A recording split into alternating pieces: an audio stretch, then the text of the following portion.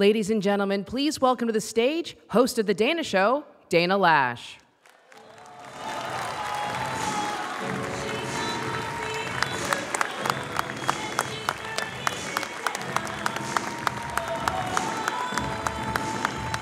Good morning, CPAC.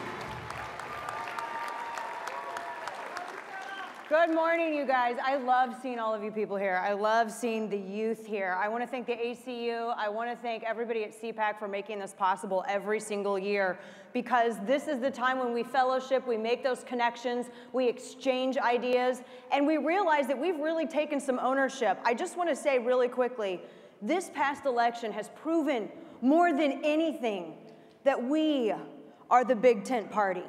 We are the big tent party.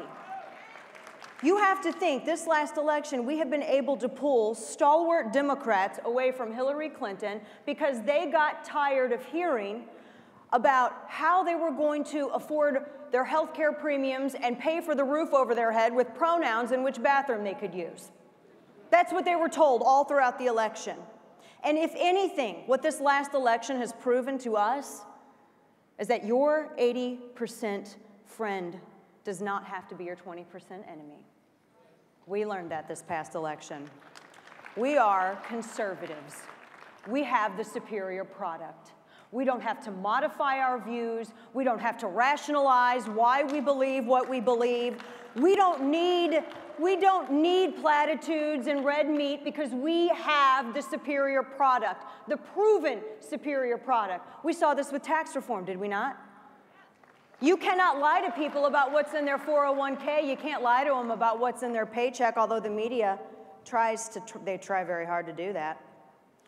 I want to say one more thing about the conservative movement, then we're going to have a little conversation about last night. We don't need to look for the next conservative messiah, because that spirit, that fire that was in Buckley, that fire that was in Reagan, is in each and every one of us. We are the power of this movement. And my dear friend and late mentor once said that if you can't sell liberty, you suck. And that's true. So let's have a conversation about last night, shall we? Because the conservative movement, we've been so incredibly successful. We saw that when we expanded the tent. We saw that when we took over social media. And statists had to innovate to outsmart us, or try to outsmart us. They had to change their algorithms to suppress our speech on social media platforms. They tried to ignore us, and they tried to change Google rankings, because we are a voice that they can no longer ignore. And try as they might to spin it, they are unsuccessful. And they have been. Now I'm going to say something that some people are going to say is controversial. So I'll say it really slowly so all the people on the platform in the back can hear me loud and clear. Many in legacy media love mass shootings. You guys love it. Now, I'm not saying that you love the tragedy, but I am saying that you love the ratings. Crying white mothers are ratings gold to you and many in the legacy media in the back. And notice I said crying white mothers, because there are thousands of grieving black mothers in Chicago every weekend, and you don't see town halls for them, do you? Where's the CNN town hall for Chicago? Where's the CNN town hall for sanctuary cities?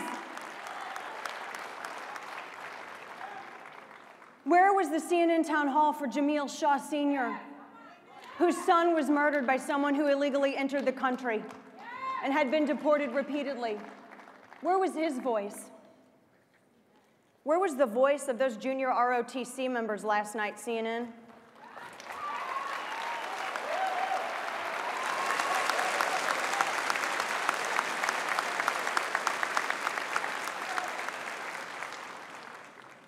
If it bleeds, it leads, doesn't it? And I don't mean to ignore you all here, but I really I'm really looking at a lot of the legacy media back there on the platform. And you can write whatever you want about me, and you can come find me in the hallways, and you can scream at me, and you can try to confront me. But I'm here, we're not going anywhere. I call BS.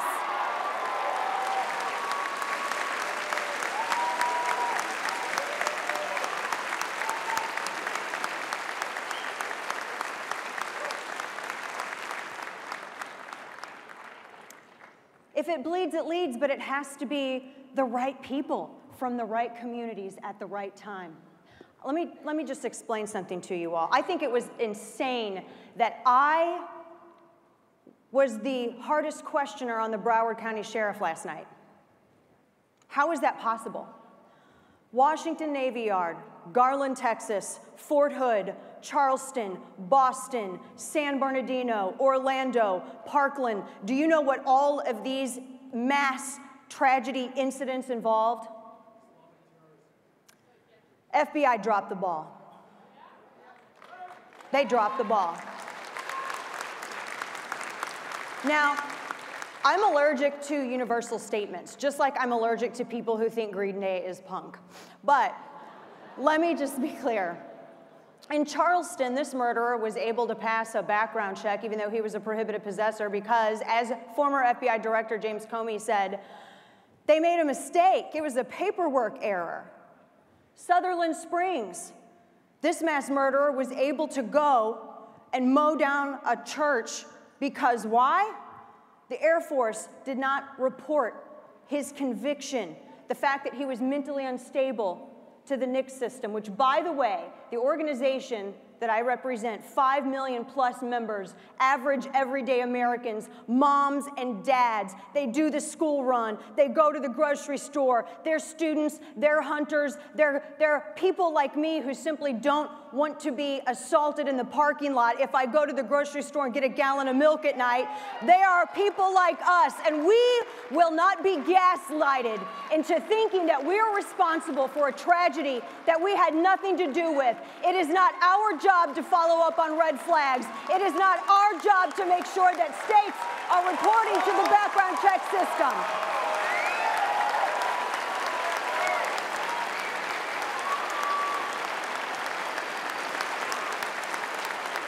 It is not our job.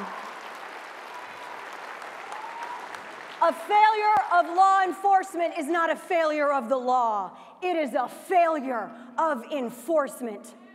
Now, if all of those in the legacy media are arguing for the NRA to give us the authority and the resources to go and follow up on these red flag events, I'll volunteer right here now to do it. We have resources available at anyone's disposal if they want to reinforce their schools. But I'll say it again loud and clear. We're parents too. And I believe, as the millions of members that make up the NRA, and I think millions of people just in the United States in general, don't you think our kids deserve the same protection as our celebrities?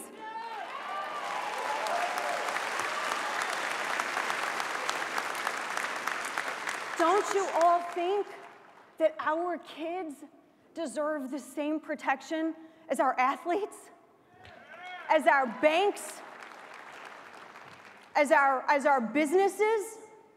But yet we leave them the most unprotected.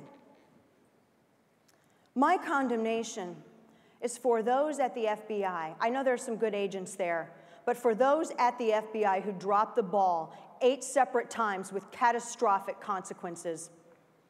You know, James Comey, when he wasn't busy taking directions from Loretta Lynch as to what to call Hillary Clinton's investigation or writing his self-aggrandizing memoirs, you know, he said they made a mistake. Maybe if you politicized your agency less and did your job more, we wouldn't have these problems.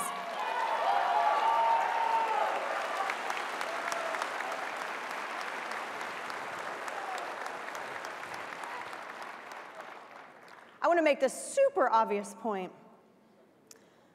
The government has proven that they cannot keep you safe. And yet, some people want all of us to disarm. You heard that town hall last night. They cheered the confiscation of firearms, and it was over 5,000 people. I had to have a security detail to get out. I wouldn't have been able to exit that if I did not have a private security detail. There were people rushing the stage and screaming, "Burn her." And I came there to talk solutions, and I still am going to continue that conversation on solutions, as the NRA has been doing for before I was alive. But the government can't keep you safe, and some people want us to give up our firearms and rely solely upon the protection of the same government that's already failed us numerous times to keep us safe. And then they also call Trump a tyrant, but then say that they want the president to also confiscate our firearms.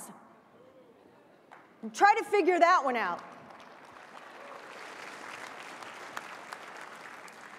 You know, after the Parkland tragedy, media was rushing to identify who this person was, and Politico ran a headline that said, "A white nationalist said he's one of us."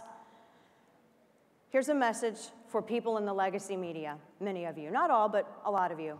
Don't trust white nationalists. Don't use them as sources. Don't trust them. Senator Byrd's legacy lives on, I guess.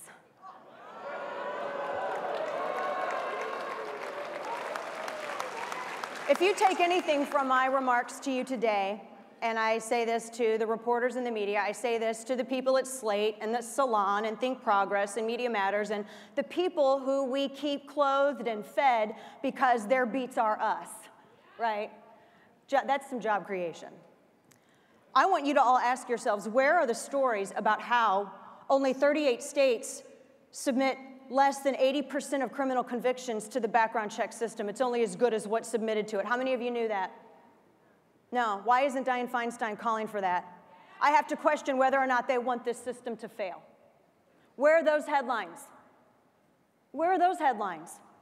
Where are the headlines? And you know, by the way, do you realize that those are millions of people who have been adjudicated mentally unfit or criminally dangerous that are able right now to go and purchase a firearm because the politicians who are given the most lip service about it have done the least about this. They could change this tomorrow. They could change it today. But they won't because they're exploiting a tragedy for an agenda. Shame on you. We call BS.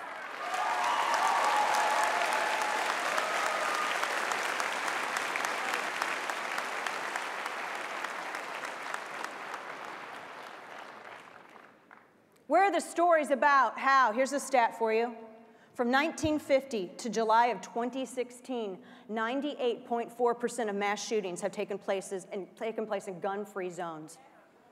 That's a fact. You guys are welcome to go. It's all online. I mean, there's this thing called Google. It's maybe the same place that you found the white nationalist to quote for your political headline, but, you know, just be careful, vet your sources. Fake news and all, you know. One of the things that you saw in this video before I came out, because a lot of people have been asking what I'm going to do next, God bless America that I can stay in Dallas, Texas. And God bless America that I'm able to join a group of people at the NRA and NRATV to bring you an hour-long program every day beginning in March, no commercial breaks. None.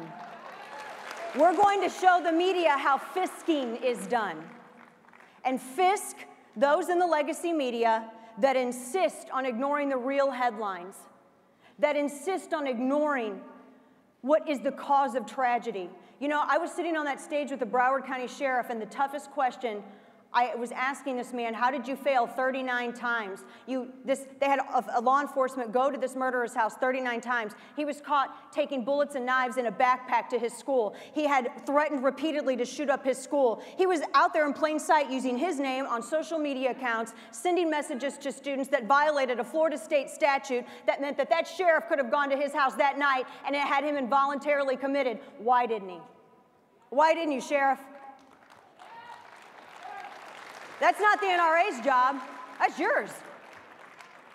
I'm joining NRATV, and I'm really excited about bringing you stories that matter.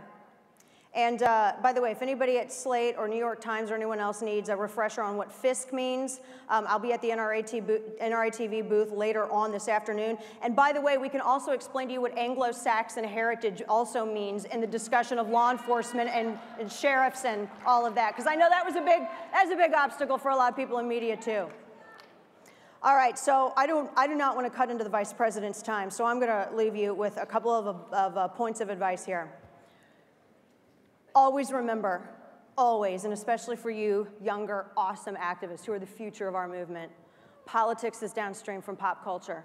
If it happens in it's going to happen in culture first before it happens in policy. Remember that. A very good friend of mine said that, a mentor of mine, God rest his soul. Never, ever, ever compromise your principles, ever. It is your job to change hearts and minds, not the government.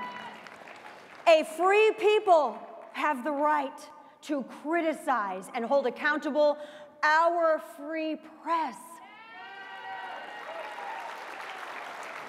We are free, we are conservative, our principles are proven, and to anybody out there who says that conservatism is dead, I declare here and now that we are just getting started, and it will be you who is left in the dustbin of history. God bless you all. God bless the Second Amendment. Have a great week.